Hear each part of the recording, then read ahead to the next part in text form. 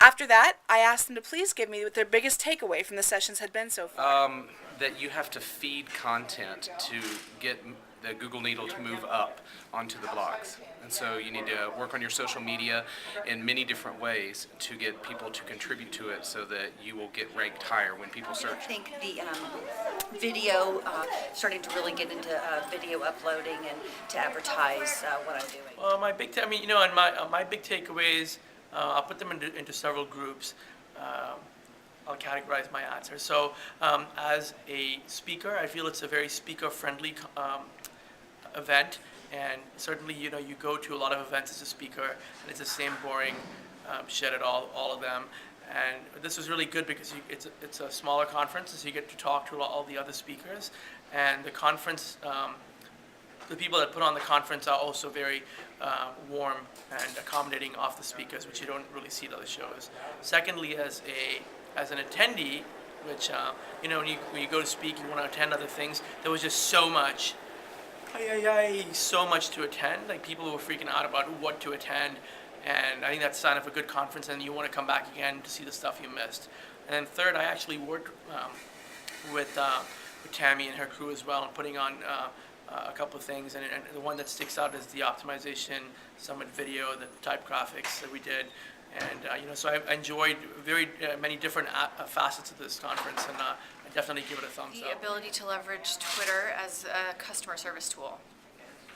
I think it'd be really great for us, and we're not on it right now, but maybe potentially in the future. I think the biggest takeaway for us was that we definitely need to take that step, and it's sort of, we need to build the strategy first, getting out there and listening, and then building a strategy and seeing how it works for each community, and not necessarily just doing whatever the tools are. Everyone talks about Facebook and Twitter and just going out there to do it because someone else is doing it, but sort of building a strategy and how it works for each one of our communities. And my big takeaways are that I have learned how to optimize my email marketing in many more ways than I even imagined that I could, and I have learned some fabulous things about making our brand much more cohesive. I think there's a lot of people here who are newer to social media, who probably are walking away with a ton of knowledge and are going to be really overwhelmed when they get back to their office tomorrow.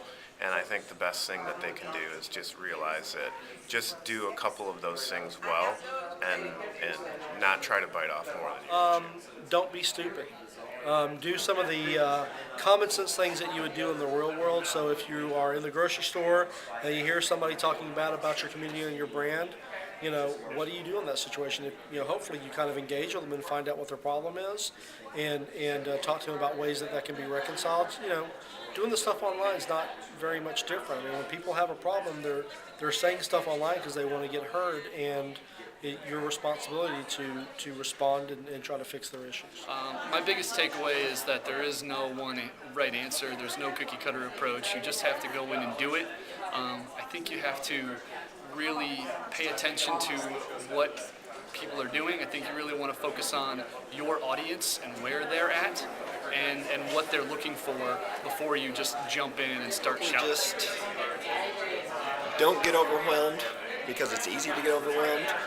Pick a few things, do them well, and then save your notes, and a couple months later go back to them and do the next thing. The importance of making sure you get credit for the conversation you create, whether that's with search engine optimization, it's keywords. I think we know that the shotgun approach doesn't work that much anymore, but we're doing it with social media, and I think a lot of this conference was amplified that we're really needing to get down into things that might be as simple as a Craigslist, or it's having conversations on Facebook. So it's narrowing it down, finding ways to make it relevant, making it meaningful, not waste as much time as we kind of are.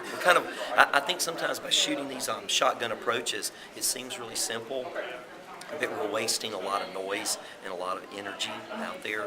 So we're kind of screwing up the rest of the, that social media planet for everybody else. So we can be a little greener with our messaging too. Well, I think the biggest takeaway for all of us, especially those of us who maybe have had a relationship long distance via Twitter, via Facebook, via whatever, You know, I got to put a face and a name with you. And a voice. And a voice with you, exactly. So social media is all about touching one another and sharing and caring. And I always go back to my Mr. Rogers, it's a great day in the neighborhood. And we get the chance to meet the people in our neighborhood. And I think that's my big takeaway is, wow, what a great place to be. And if someone wants to meet you in their neighborhood, where can they find you online? You can follow me, Tamala Koval, Twitter. And that's just T as in Tom, A-M-E-L-A, C-O-V-A-L, or Tamala at RentWiki. And my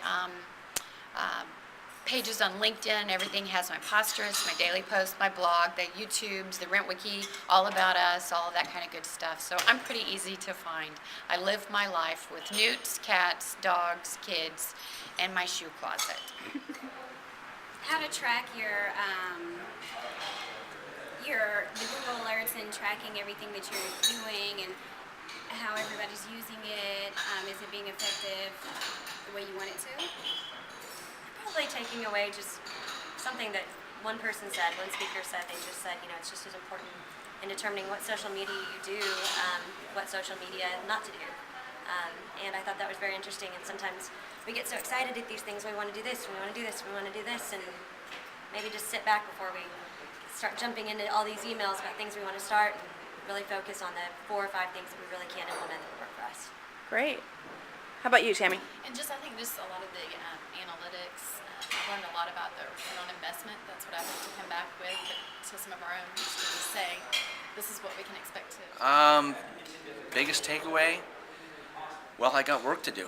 That's, I guess that's the only thing I kept on saying to myself after each session. It's like, okay, I thought I was doing all right, and I appreciated my own personal process, but I realized there was just so much more work to do. So, go home and biggest takeaway. I absolutely love the telling stories with your brand, creating a emotional response, and forming communities around it. I will tell you that I got $1 million idea when I was in Jason Fall's session and talking to Chris Penn from Blue Sky Media. Unbelievable on how we can connect with and find all of our residents online quickly and easily to be able to follow them. I think that the last session I just went to by Matt Collier was about treating your customers to be more like your fans. They're the rock stars, and it just made me really think about how we do business and changing that factor of they're not just customers, they are our best resource for being our fans. Well, so far, I mean, just the relationships and the people. That's one of the reasons I come to these events, is just that we can connect, we can have some conversations, we can debate a little bit, we can argue a little bit even sometimes too. But we all have different opinions. I say this a lot, but there's no real cookie cutter approach to doing things, and it's really interesting to me to hear other people's perspectives.